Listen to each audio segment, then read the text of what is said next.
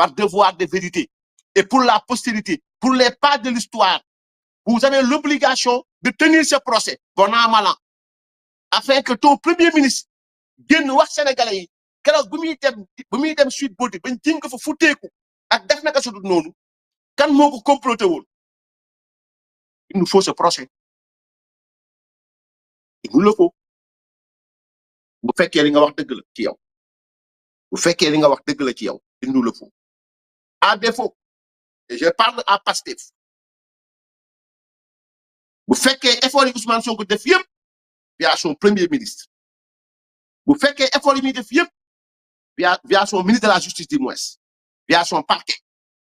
effort yi muy def yëpp dans l'affaire Mame Mbaye Niang ci Ousmane Sonko jéemul def dara dans cette affaire bi ko lié ak Adji Raby Sarr que Pastef le prenne pour leçon.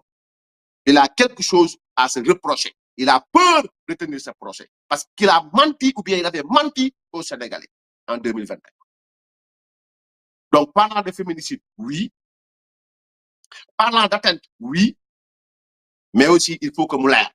Ben, ñaareel bi mooy, monsieur le président, une dame est en prison, Mabintou, la femme à Madiambal Diagne. Boo xam ni yéen a ko jël teg ko ci prison malgré les expertises médicales yi nga xam def nañ ko vous refusez de la libérer même bu fekkee dañ koy mettre sous contrôle judiciaire vous refusez de le faire. Organisme qu'est-ce qui rime jëf yooyu nan la rimer ak je veux dire avec force qu'aucune violence n'est tolérable dans la République nang loolu maa ngi ci ñëw donc les atteintes commises contre les plus vulnérables femme bu feebar expert médical wax ko elle est vulnérable tukkiwul demul jël leen passeport am téye ko jël léppam téye ko chaque 2 semaines mu ñëw bindu signé voilà donc il parle de violence. Quel parti est plus violent que le Pastef? bale sa buntu kër wa anzir ashiratakal aqrab booy waaral ñi la gën a jege booy yeddal ñi la gën a jege ñi lay saaga joomaay xam nga ko ñi lay xas joomaay xam nga ko ñi lay yàq naka su dul noonu xam nga ko ce sont les députés de Pastef en l'occurrence Bara Ndiaye les militants de Pastef ñoo lay saaga nday bis bu nekk di la yàq lu mel ni xamee bis bu nekk mënoo ci tous. kon la seule violence qui existe au Sénégal benn violence moo am Sénégal benn violence moo fi am c'est exercé par votre parti politique mais aussi exercé par ñi nga xamante ni tey jii nii ñoom ñooy moom mooy sa premier ministre moo lay xas moo ne amoo benn autorité moo ne workat nga tey loolu la ko waxee dafa wiiri ne workat nga benn nit laa fi gis moo doon défendre muy Bougar Diouf ñu jël ko dóor ko ci kaso bi jàmbaar la sax ba bu mu génnee ba léegi mi ngi wax kon benn parti politique moo fi nekk ci la xas benn parti politique moo fi nekk ci la saaga waa Pastef la du ñeneen dem nañ sax ba ne yàlla la bu Sénégal jël coupe bi ndax doo ko téye sa loxo kon yow bu ñuy wax violence yow bu la neexee nag nga wàcc sa bopp bu la neexee nga tuuti sa bopp tu peux ne même pas croire que tu es le président de la République du Sénégal c'est ton problème mais les Sénégalais ñoo la fal teg la foofu donc première ji nga war a njëkk yedd sa parti politique la bu keneen ne parle pas aux Sénégalais fais un discours nga ñeme sa parti politique jarul dëgëral wax jarul lemmal jarul nangam man parce que discours démb bi ba ñuy wax ñi ngi wax ay waxu photo man ñu taf photo Macky Sall ci palais beeg ñu ñàkk taf photo Macky Sall ci palais beeg ñu juutal kooku ñu defal ko normal moo boole yam ci man mais je parle du discours beneen bi mooy le serment que j'ai prêté devant la nation et devant Dieu engage ma conscience et ma responsabilité au plus haut niveau. Il exprime mon devoir de respecter la Constitution, de protéger la République et de servir avec la même exigence chaque Sénégalaise et chaque Sénégalais. Pare woo sax ci baat bi nga wax pare goo sax maanaam li paragraphe bi nga wax pare woo ci sax fas yéene joggati la Constitution du Sénégal taaye Constitution Sénégal taaye la loi électorale pour mu jot Ousmane Sonko c'est de cela qu'il s'agit.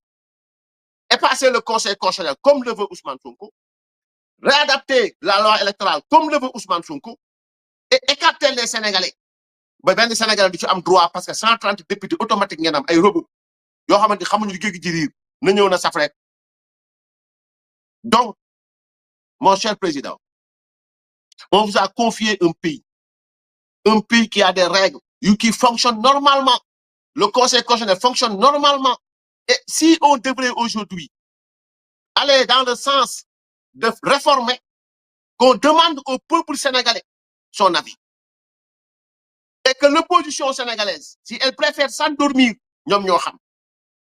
Manam opposition Sénégal bu fas yéene nelaw ki li Diomaye Faye bëgg def nii mooy torpiller la constitution, torpiller la loi électorale sans consensus, afin de permettre à celui qui le sert de président et de premier ministre pour mën a bokk ci élection, c'est torpiller la République. Et ça, il faut le refuser. Il faut le combattre avec toutes les armes constitutionnelles. Il ne faut pas l'accepter. Et je vous dis une chose.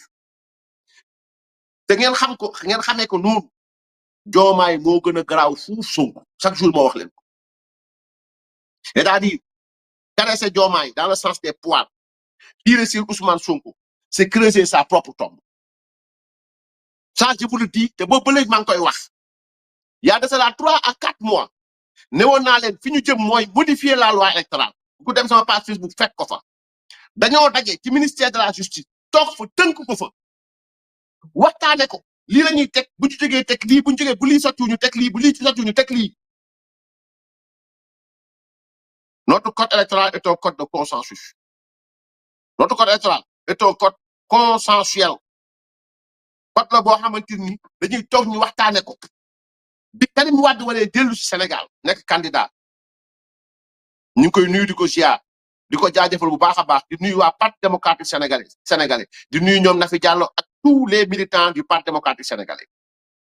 bi mu waree dellu si waat ci ay élection bi Khalifa Sall war a dellu si waat ci ay élection bi parrainage amee problème on avait convoqué toute l'opposition sénégalaise excepté le PASTEF qui n'a jamais été là quand on parlait de la République. Il était absent. ñu def consensus ñu def waxtaan def consensus yooyu ñu jubóo ñu yóbbu ko Assemblée nationale voté ko. Il faudrait pas que ñu bàyyi Diomaye ñu naan ay non dafa noppee dafa nangam sangam dafa nangam sangam.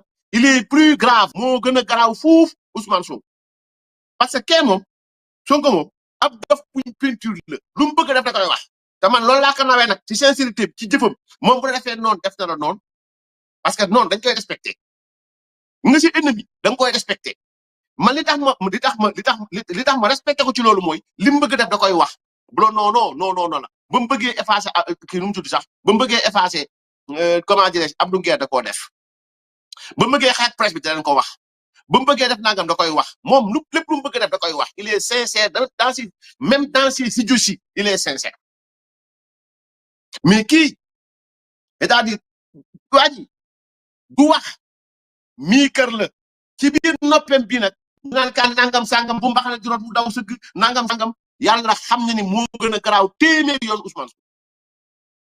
Maintenant le caresser de santé poil tout en tirant sur Ousmane Sonko c'est creuser l'opposition sera en train de creuser sa propre tombe. Ça je vous le dis et je vous le répète pour ngeen xam ko afin que nul n'en ignore. Donc loolu il va falloir que tous les Sénégalais se lèvent avec toutes les armes constitutionnelles nag laa wax pour barrer la route à ce rêve bi nga xam ne Diomaye Faye bëgg jaay yàlla ma tim xam ko. Et donc loolu dafa am solo pour Sénégalais bu nekk war koo mën a bàyyi xel bu baax a baax.